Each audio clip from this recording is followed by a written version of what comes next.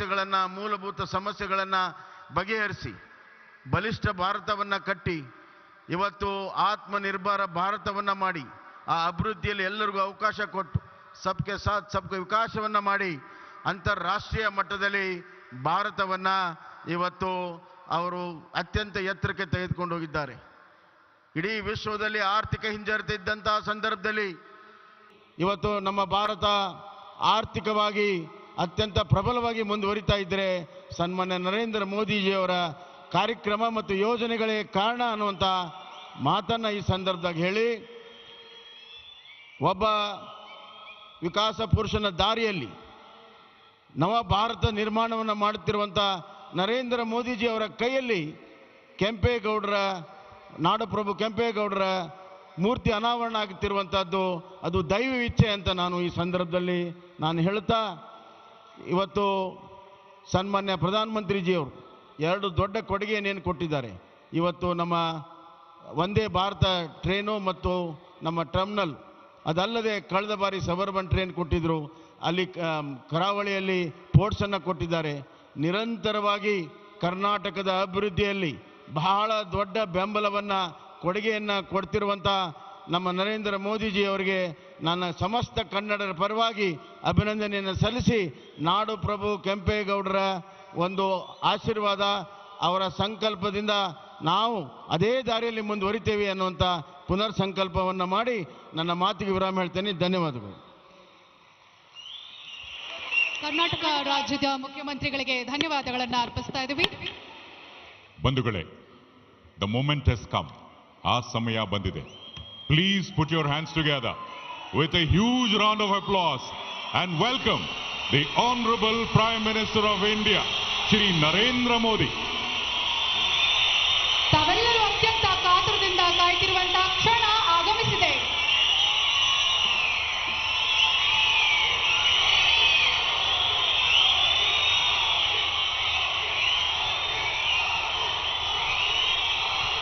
भारत माता की, भारत माता की। ಕರ್ನಾಟಕದ ಸಮಸ್ತ ಜನತೆಗೆ ನನ್ನ ಕೋಟಿ ಕೋಟಿ ನಮಸ್ಕಾರಗಳು.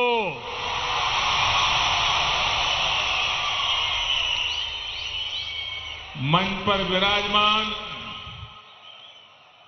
पूज्य स्वामी जी, कर्नाटका के गवर्नर श्री थावरचंद गहलोत जी, यहां के लोकप्रिय मुख्यमंत्री श्री बसवराज बोम्मई जी, पूर्व मुख्यमंत्री श्रीमान येदियुरप्पा जी, केंद्रीय मंत्रिमंडल के मेरे सहयोगीगण, राज्य सरकार के मंत्री, सांसदगण, विधायकगण, अन्य सभी महानुभाव और विशाल संख्या में पधारे हुए मेरे प्यारे भाइयों और बहनों,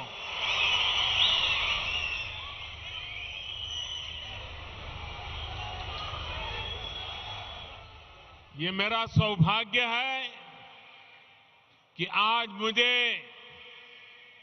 बेंगलुरु में एक बहुत विशेष दिन पर आने का अवसर मिला है। आज कर्नाटका की, देश की दो महान संतानों की जन्म जयंती है। संत कनकदास जी ने हमारे समाज को मार्गदर्शन दिया, तो उनके ओवावाद ने हमारे गौरव, हमारी संस्कृति की सुरक्षा के लिए योगदान किया। मैं इन दोनों विभूतियों को पुनः एक बार नमन करता हूं। साथियों, आज इन महान विभूतियों को सम्मान देते हुए हम बेंगलुरु के कर्नाटका के विकास और विरासत दोनों को सशक्त कर रहे हैं। आज कर्नाटका को पहली made in India Vande Bharat train मिली। ये ट्रेन चेन्नई, देश की स्टार्टअप कैपिटल बेंगलुरु और धरोहरों के शहर मैसूरू को आपस में जोड़ती है। कर्नाटका के लोगों को अयोध्या, प्रयागराज और काशी के दर्शन कराने वाली भारत गौरव काशी दर्शन ट्रेन, इसकी भी आज शुरुआत हुई है। आज केम्पेगौड़ा इंटरनेशनल एयरपोर्ट के दूसरे टर्मिनल का भी उद्घाटन हुआ है।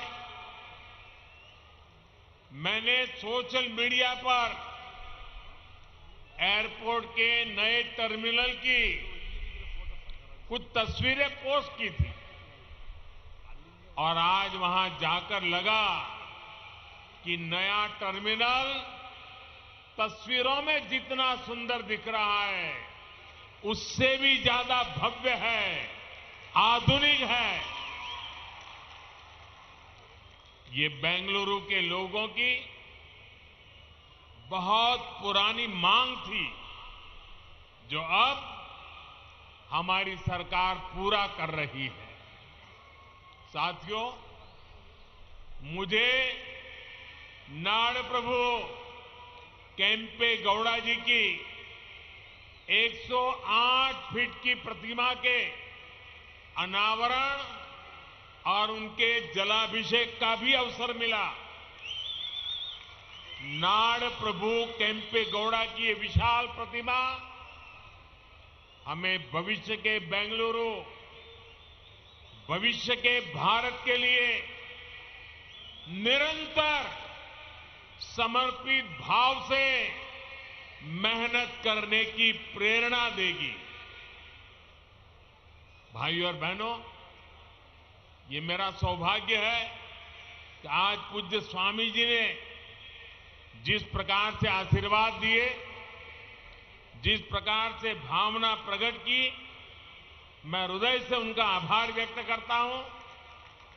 साथियों, आज पूरी दुनिया में भारत की पहचान स्टार्टअप के लिए है और भारत की इस पहचान को सशक्त करने में बहुत बड़ी भूमिका हमारे बेंगलुरु की है। स्टार्टअप सिर्फ एक कंपनी भर नहीं होता, स्टार्टअप एक जज्बा होता है, कुछ नया करने का जज्बा, कुछ हटकर के सोचने का जज्बा। स्टार्टअप एक विश्वास होता है हर उस चुनौती के समाधान का जो देश के सामने है। इसलिए बेंगलुरु एक स्टार्टअप स्पिरिट का प्रतिनिधित्व करता है। यही स्टार्टअप स्पिरिट आज दुनिया में भारत को एक अलग लीग में खड़ा करती है। भाइयों और बहनों, आज यहां जो कार्यक्रम हो रहा है ये भी बेंगलुरु की इसी युवा स्पिरिट का प्रतिबिंब है। आज शुरू हुई वंदे भारत एक्सप्रेस भी सिर्फ एक नई ट्रेन नहीं है, बल्कि ये नए भारत की नई पहचान है। 21वीं सदी में भारत की रेलवे कैसी होगी, ये उसकी झलक है। वंदे भारत एक्सप्रेस इस बात का प्रतीक है कि भारत अब रुक रुक चलने वाले दिनों को पीछे छोड़ चुका है। भारत अब तेज दौड़ना चाहता है और इसके लिए हर संभव प्रयास कर रहा है। साथियों, आने वाले 8-10 सालों में हम भारतीय रेल के कायाकल्प का लक्ष्य लेकर चल रहे हैं। 400 से ज्यादा नई वंदे भारत ट्रेनें, विस्टाडोम कोचेज भारतीय रेल की नई पहचान बनने वाले हैं। मालगाड़ियों के लिए डेडिकेटेड फ्रेट कॉरिडोर, ट्रांसपोर्टेशन की गति बढ़ाएंगे और समय भी बचाएंगे। तेजी से हो रहा ब्रॉडगेज परिवर्तन का काम नए नए क्षेत्रों को रेलवे के मैप पर लेकर आ रहा है और इन सब के बीच आज देश अपने रेलवे स्टेशनों को भी आधुनिक बना रहा है। आज आप बेंगलुरु के सर एम विश्वेश्वरैया जी के रेलवे स्टेशन जाते हैं तो एक अलग ही दुनिया का अनुभव होता है। हमारा लक्ष्य देश के बड़े रेलवे स्टेशनों को इस प्रकार आधुनिक बनाने का है। इसी सोच के साथ यहां कर्नाटका में भी बेंगलुरु कैंटोनमेंट यशवंतपुर रेलवे स्टेशनों का भी कायाकल्प किया जा रहा है। साथियों, विकसित भारत के निर्माण में हमारे शहरों के बीच कनेक्टिविटी की भी बड़ी भूमिका होगी। देश में एयर कनेक्टिविटी का ज्यादा से ज्यादा विस्तार हो, हमारे एयरपोर्ट्स का विस्तार हो, ये आज समय की मांग है। बेंगलुरु एयरपोर्ट का नया टर्मिनल इसका उपयोग करने वाले पैसेंजर्स के लिए नई सुविधा लेकर आएगा। आज भारत दुनिया में एयर ट्रैवल के सबसे तेजी से बढ़ने वाले मार्केट में से एक है। जिस तरह देश आगे बढ़ रहा है, उसी तरह एयरपोर्ट्स पर पैसेंजर्स की संख्या भी बढ़ रही है। इसलिए हमारी सरकार देश में नए एयरपोर्ट्स का भी निर्माण करा रही है। 2014 से पहले देश में 70 के आसपास एयरपोर्ट थे, 70। अब इनकी संख्या 140 से ज्यादा हो गई है, डबल। बढ़ते हुए ये एयरपोर्ट्स हमारे शहरों का बिजनेस पोटेंशियल बढ़ा रहे हैं, नौजवानों के लिए नए अवसर भी बना रहे हैं। साथियों, आज पूरी दुनिया में भारत में निवेश के लिए जो अभूतपूर्व विश्वास बना है, उसका बहुत बड़ा लाभ कर्नाटका को भी मिल रहा है। आप कल्पना कीजिए, बीते 3 वर्ष जब पूरी दुनिया कोविड से प्रभावित रही, तब कर्नाटका में लगभग 4 लाख करोड़ रुपए का निवेश हुआ। पिछले वर्ष एफडीआई को आकर्षित करने में कर्नाटका देश में अग्रणी रहा है। और ये जो निवेश हो रहा है, ये सिर्फ आईटी सेक्टर तक सीमित नहीं है, बल्कि बायोटेक्नोलॉजी से लेकर डिफेंस मैन्युफैक्चरिंग तक हर सेक्टर का यहां विस्तार हो रहा है। देश में एयरक्राफ्ट और स्पेसक्राफ्ट इंडस्ट्री में 25% हिस्सेदारी ये हमारे कर्नाटका की है। देश की सेना के लिए जो एयरक्राफ्ट और हेलीकॉप्टर हम बना रहे हैं, उसमें से लगभग 70% यही बनते हैं। देश में इलेक्ट्रिक व्हीकल मैन्युफैक्चरिंग में भी कर्नाटका बहुत आगे है। आज फॉर्च्यून 500 कंपनियों में से 400 से अधिक कंपनियां कर्नाटका में काम कर रही है। और ये लिस्ट लगातार बढ़ रही है। ये सब कुछ इसलिए हो रहा है क्योंकि आज कर्नाटका डबल इंजन की ताकत से चल रहा है। भाइयों और बहनों, आज बात चाहे गवर्नेंस की हो या फिर फिजिकल और डिजिटल इंफ्रास्ट्रक्चर के निर्माण की, भारत एक अलग ही लेवल पर काम कर रहा है। आज पूरी दुनिया हैरान होती है जब भारत के डिजिटल पेमेंट भीम यूपीआई के बारे में सुनती है। क्या 8 वर्ष पहले ये कल्पना करना भी संभव था? Made in India, 5G technology, क्या ये सोचा भी जा सकता था?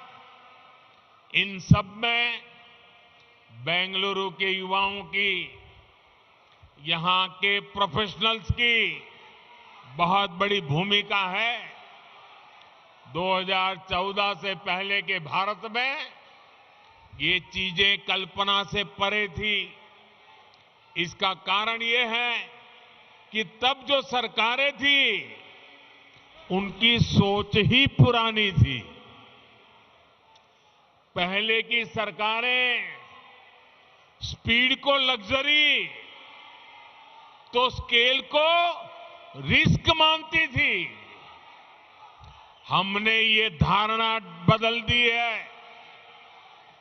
हम स्पीड को भारत की आकांक्षा मानते हैं और स्केल को भारत की ताकत मानते हैं।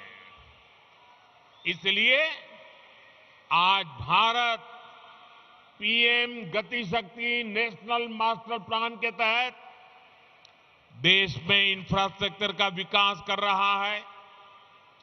हम सभी साक्षी हैं कि कैसे अतीत में इंफ्रास्ट्रक्चर के निर्माण में सबसे बड़ी समस्या तालमेल की रहती थी। जितने ज्यादा विभाग, जितनी ज्यादा एजेंसियां, उतनी ही देरी निर्माण में होती थी। इसलिए हमने तय किया कि सबको एक प्लेटफॉर्म पर लाया जाए। आज पीएम गति शक्ति नेशनल मास्टर प्लान के तहत 1500 से ज्यादा लेयर्स भी हैं। डेटा विभिन्न एजेंसियों को सीधे उपलब्ध हो रहा है। आज केंद्र और राज्य सरकारों के दर्जनों मंत्रालय, दर्जनों विभाग इस प्लेटफॉर्म से जुड़ चुके हैं। आज देश नेशनल इंफ्रास्ट्रक्चर पाइपलाइन के तहत इंफ्रा पर लगभग 110 लाख करोड़ रुपए के निवेश का लक्ष्य लेकर चल रहा है। देश में ट्रांसपोर्ट के हर माध्यम एक दूसरे से जुड़े, एक दूसरे को सपोर्ट करें, इसके लिए देश का बल, पूरी ताकत मल्टी मॉडल इंफ्रास्ट्रक्चर पर है। कुछ समय पहले ही देश ने नेशनल लॉजिस्टिक पॉलिसी भी लॉन्च की है। ये पॉलिसी देश में ट्रांसपोर्टेशन का खर्च कम करने, ट्रांसपोर्टेशन को इनोवेटिव बनाने में मदद करेगी। साथियों, भारत को विकसित बनाने के लिए फिजिकल इंफ्रास्ट्रक्चर के साथ ही देश के सोशल इंफ्रास्ट्रक्चर का भी मजबूत होना उतना ही आवश्यक है। कि कर्नाटका की डबल इंजन सरकार सोशल इंफ्रा पर भी उतना ही ध्यान दे रही है। बीते 8 वर्षों में देश में गरीबों के लिए 3.5 करोड़ घर बनाए गए हैं। यहां कर्नाटका में भी गरीबों के लिए 8 लाख से ज्यादा पक्के घरों को स्वीकृति दी गई है। जल जीवन मिशन के तहत सिर्फ 3 वर्षों में ही देश में 7 करोड़ से अधिक घरों में पाइप से पानी की सुविधा पहुंचाई गई है। कर्नाटका के भी 30 लाख से ज्यादा ग्रामीण परिवारों तक पहली बार पाइप से पानी पहुंचा है। आयुष्मान भारत योजना के तहत देश के 4 करोड़ गरीबों को अस्पताल में मुफ्त इलाज मिला है। कर्नाटका के भी 30 लाख से अधिक गरीब मरीजों ने ये योजना का लाभ लिया है। मुझे खुशी है कि इन सुविधाओं की सबसे अधिक लाभार्थी हमारी माताएं हैं, हमारी बहनें हैं, हमारी बेटियां हैं। भाइयों और बहनों, आज देश में छोटे किसान हो, छोटे व्यापारी हो, फिशरमैन हो, रेहड़ी पटरी ठेले वाले हो, ऐसे करोड़ों लोग पहली बार देश के विकास की मुख्य धारा से जुड़ रहे हैं। पीएम किसान सम्मान निधि के तहत देश के 10 करोड़ से अधिक किसानों के बैंक खातों में लगभग 2.25 लाख करोड़ रुपए ट्रांसफर किए गए हैं। कर्नाटका के भी 55 लाख से ज्यादा छोटे किसानों को लगभग 11,000 करोड़ रुपए मिल चुके हैं। पीएम स्वनिधि के तहत देश के 40 लाख से अधिक रेहड़ी पटरी ठेले वाले भाई बहनों को आर्थिक मदद मिली है। इसका लाभ कर्नाटका के भी 2 लाख से ज्यादा स्ट्रीट वेंडर्स को हुआ है। साथियों, इस बार 15 अगस्त को लाल किले से मैंने अपने देश की विरासत पर गर्व की बात कही थी। हमारी ये विरासत सांस्कृतिक भी है, आध्यात्मिक भी है। आज भारत गौरव रेल देश के आस्था और आध्यात्म के स्थलों को जोड़ने के साथ ही एक भारत श्रेष्ठ भारत की भावना को भी मजबूत कर रही है। इस वर्ष अब तक देश के अलग अलग हिस्सों के लिए इस ट्रेन की 9 यात्राएं पूरी हो चुकी हैं। शिरडी मंदिर हो, श्री रामायण यात्रा हो, दिव्य काशी यात्रा हो, ऐसी सभी ट्रेनों का यात्रियों को बहुत सुखद अनुभव रहा। आज कर्नाटका से काशी, अयोध्या और प्रयागराज के लिए यात्रा शुरू हुई है। इससे कर्नाटका के लोगों को काशी, अयोध्या के दर्शन करने में मदद मिलेगी। भाई और बहनों, भगवत भक्ति और सामाजिक शक्ति से कैसे समाज को जोड़ा जा सकता है, इसकी प्रेरणा हमें संत कनकदास जी से भी मिलती है। एक तरफ उन्होंने कृष्ण भक्ति का रास्ता चुना और दूसरी तरफ कुल कुल कुल वेंदु होड़े दाड़धीरी कहकर उन्होंने जाति के आधार पर भेदभाव को खत्म करने का संदेश दिया।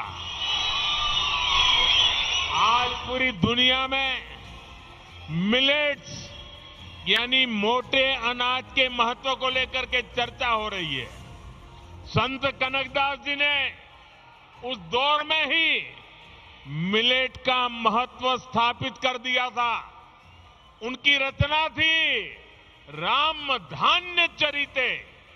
उन्होंने कर्नाटका में सबसे ज्यादा पसंद किए जाने वाले मिलेट रागी का उदाहरण देते हुए सामाजिक समानता का संदेश दिया था। भाई और बहनों, आज हमारा प्रयास है कि बेंगलुरु शहर का विकास वैसे ही हो जैसे नाड़ प्रभु केम्पे गौड़ा जी ने कल्पना की थी। इस शहर की बसावट यहां के लोगों को केम्पे गौड़ा जी की महान देन है। इस बसावट में उन्होंने जिन बारीकियों का ख्याल रखा है वो अद्भुत, अद्वितीय है। सदियों पहले उन्होंने बेंगलुरु के लोगों के लिए कॉमर्स, कल्चर और कन्वीनियंस की योजना तैयार कर दी थी। उनकी दूरदृष्टि का फायदा आज भी बेंगलुरु के लोगों को मिल रहा है। आज व्यापार, कारोबार, उसके रूप रंग भले ही बदल गए हो, लेकिन पेटे आज भी बेंगलुरु की कॉमर्शियल लाइफलाइन बना हुआ है। नाड़ प्रभु केम्पे गौड़ा जी का बेंगलुरु की संस्कृति को भी समृद्ध करने में अहम योगदान है। यहां का मशहूर गवि गंगाधरेश्वर मंदिर हो या बसवनगुड़ी इलाके के मंदिर, इनके जरिए केम्पे गौड़ा जी ने बेंगलुरु की सांस्कृतिक चेतना को हमेशा के लिए जीवंत बना दिया। बेंगलुरु शहर के लोग इस शहर की ऐसी बेमिसाल बसावट के लिए केम्पे गौड़ा जी के हमेशा आभारी रहेंगे। साथियों, बेंगलुरु अंतर्राष्ट्रीय शहर है। इसे हमें अपनी विरासत को संवारते हुए आधुनिक इंफ्रास्ट्रक्चर से समृद्ध करना है। ये सबका प्रयास से ही संभव है। एक बार फिर आप सभी को नए प्रोजेक्ट के लिए मैं बहुत बहुत बधाई देता हूं। पूज्य संतगण ने आकर के आशीर्वाद दिए, मैं उनका आभार व्यक्त करता हूं। और इतनी बड़ी तादाद में उमंग और उत्साह से भरे हुए कर्नाटका के नौजवान, कर्नाटक की माताएं बहनें, यहां का किसान हमें आशीर्वाद दे रहा है। मैं हृदय से आपका बहुत बहुत आभार व्यक्त करता हूं। धन्यवाद। बहुत बहुत धन्यवाद माननीय प्रधानमंत्री जी। ಒಂದು ಕಡೆ ಕರ್ನಾಟಕದ ಡಬಲ್ ಇಂಜಿನ್ ಸರ್ಕಾರದ ಕಾರ್ಯವೈಖರಿಯನ್ನ ಮುಕ್ತ ಕಂಠದಿಂದ ಶ್ಲಾಘಿಸಿದ್ದಾರೆ ಸನ್ಮಾನ್ಯ ಪ್ರಧಾನಮಂತ್ರಿಗಳಾದ ಶ್ರೀ ನರೇಂದ್ರ ಮೋದಿ ಅವರು. He has complimented profusely